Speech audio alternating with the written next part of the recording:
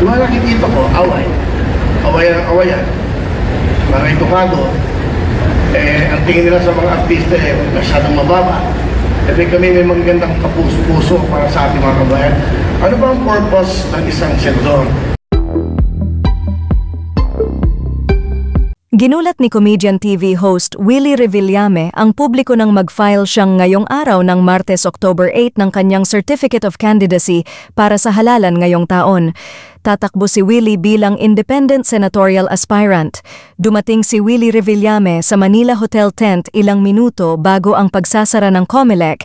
Isinumite ni Willie Revillame ang kanyang Certificate of Candidacy or COC para sa pagkasenador.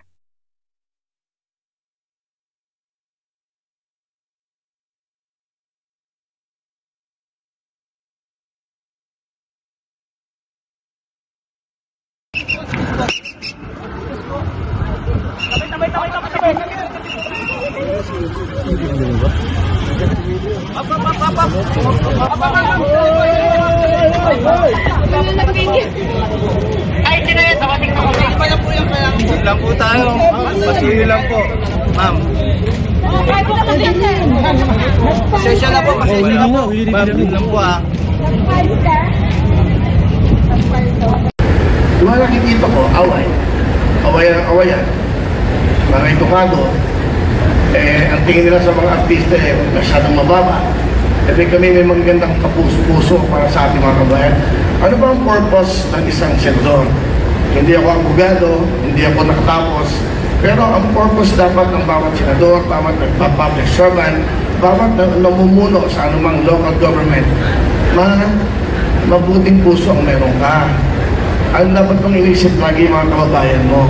Marami ng batas na ginawa, marami ng mga presidente dumaan, marami ng senador na dumaan, pero yung buhay natin mga kababayan mahirap, nababago ba? I think, yun ang pinaka-importante. Poverty, yun ang pinaka-malaking problema natin. Yung mga batang nangangarap na mag-aral, pag wala ng pera, hindi na natutupad ang pangarap. Yung mga nanay at lola natin na may mga sakit.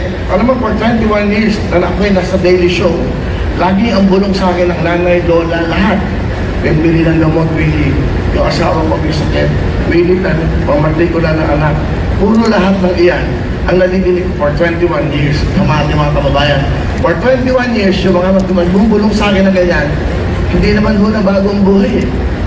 Sa mga marami na nagsilbi sa ating bayan, wala akong sinasabing iba. Ibig ko lang sabihin, dapat hindi ng batas tungkol sa batas ng mga kung saan batas.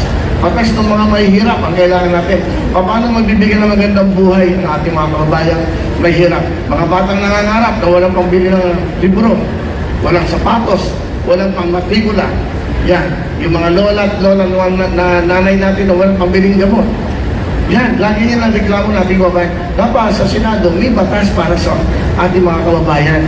Saka ako, parang nalulungkot ako pag nakakakita ako ng mga nag-aaway, ego, pagalingan.